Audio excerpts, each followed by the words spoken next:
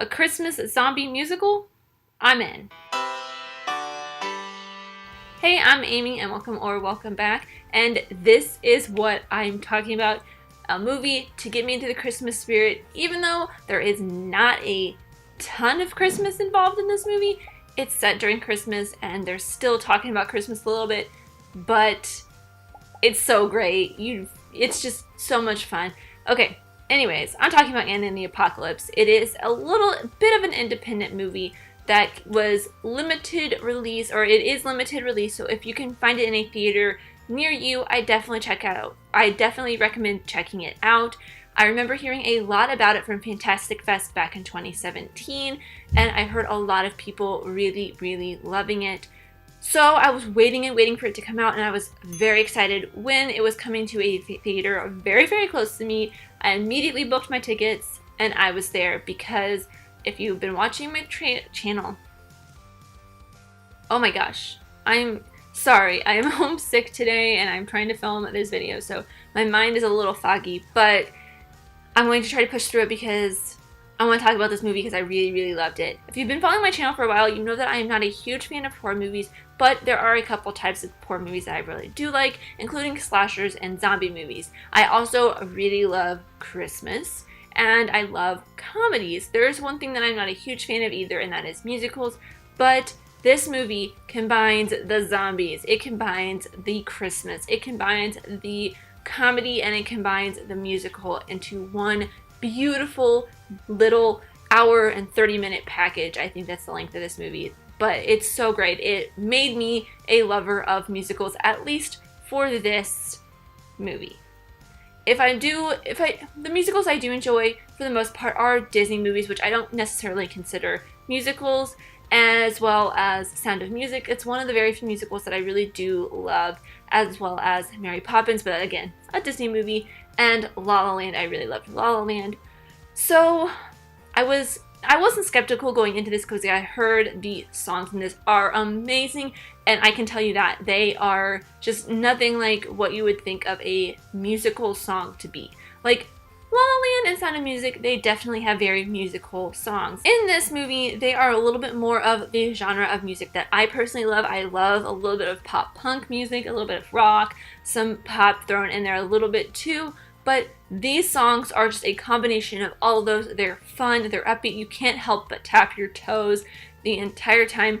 Even during the sad songs, they're still so much fun. This movie is so funny, it's so heartfelt, it's really gross. They have some superbly great kills. The cast is amazing. They all are very talented singers, dancers, performers, just actors in general.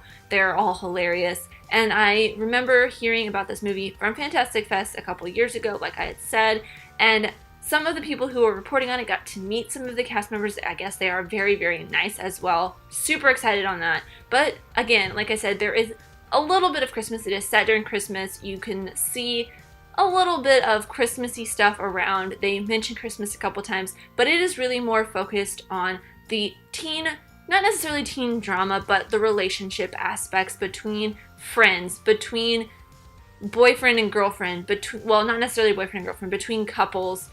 Well, actually, yeah, between boyfriend and girlfriend, but also between all different types of couples, all different kinds of relationships, between a boy and his grandmother, a girl and her father, two friends, one of them who is in love with the other. There's just so many dynamic relationships going on, and they handle them so well. All of the different relationship tiers that you can see in this movie, as well as there's two big villains, I guess you could say. One, I'm not really going to spoil, even though you can kind of tell right off the bat who it and what it's going to be. And of course, the obvious one, which is the zombies and this outbreak that they disguise so well in this at the beginning. They just slip it in there, and if you, well, I don't know if it's like super obvious because I was looking for it and I knew that it was coming because I knew what this movie was about, or if the fact that you go into this not knowing anything about it, besides the fact that it's a zombie movie, you would notice some of that stuff anyways. It's just, they throw it in there. If you do notice it, it's very comical. If you don't notice it, it's just kind of something in the background that you maybe will click in your head a little bit later. be like, okay, I understand why that happened, but they also do some very obvious zombie stuff or some plague stuff that is really done very well. I really want to see this movie again, actually. Don't know if I'll get a chance to see it in theaters, so I mean, I guess I can give my rating now because, I mean, you already know it's going to be collection. I absolutely adore this movie, and I really, really, really want to add this to my DVD collection. Not just, like, VOD, because I love having the little things like this. I love having, you can see my collection of movies I have, and it's not just a little digital library, but I do like having the digital library so, like, family members can watch it. But let's go back to my notes and see what else I am missing. I did talk a little bit about how the tone of this movie, about how it's fun and it's just great kills. It's kind of emotional though. You get to know the characters very quickly and very easily. The writing on this is done so well that you get to know character traits, and through the actors' performances you get to understand a lot about these characters. So when one of them is killed, it is a really big emotional hit for you, and you feel it. You really feel it, and it's done so well. I don't understand why some movies can't give you, even from like really talented screenwriters, they can't give you this connection to these characters the way that this screenwriter did. For me, at least, I really was able to connect with and bond with the characters through the songs and their actions and their stories very quickly within the first maybe 15 to 30 minutes of this movie. Something that a lot of zombie movies, not most of them, but some of them, don't stick to zombie logic very well, like say how you kill a zombie or how they become reanimated, things like that. But this one, it does it very well.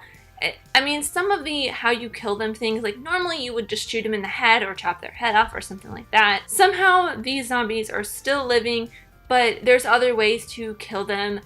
And that's a little bit iffy for me, but the way you turn into a zombie is very steadfast and logical. A lot of the times people turn into zombies for random reasons, but in this movie you have to get bitten to turn into a zombie. The time it takes for people to change though is somehow, it's off a little bit. Sometimes it takes them a long time and other times it's very quick. So that I'm a little on, but again, it's not a huge deal for me because they still give you a great heartwarming story throughout the entire thing. I think that is everything I have though for Anne and the Apocalypse. I know this is a pretty short review, but like I said, I am feeling a little under the weather. I just really, really wanted to talk about this movie with you guys, so I definitely recommend seeing this movie if you can. Check it out, please, please, please. Of course, again, my rewatch score for this is collection. I absolutely adore this movie. I want to watch it every year for Christmas, and even sometimes when it's not Christmas, because the songs are just that good. I love them a lot. I think I even played them the day after I saw this, like on repeat. But anyways, let me know your thoughts if you have seen Anne and the Apocalypse in the comments down below, or if you are planning on seeing it if you haven't, or if it's even in your area. If it's not, I think you probably could request it. I don't know how that works, but I definitely recommend trying to check it out if you can. But thank you guys so much for watching. I really do appreciate every single one of you. Let me know here in the comments down below, and let's be friends. If you enjoyed this, leave a like and subscribe if you're new, because I love talking about things, movies, TV shows, filmmaking, film history, all that fun stuff. And I'll see you next time. Bye!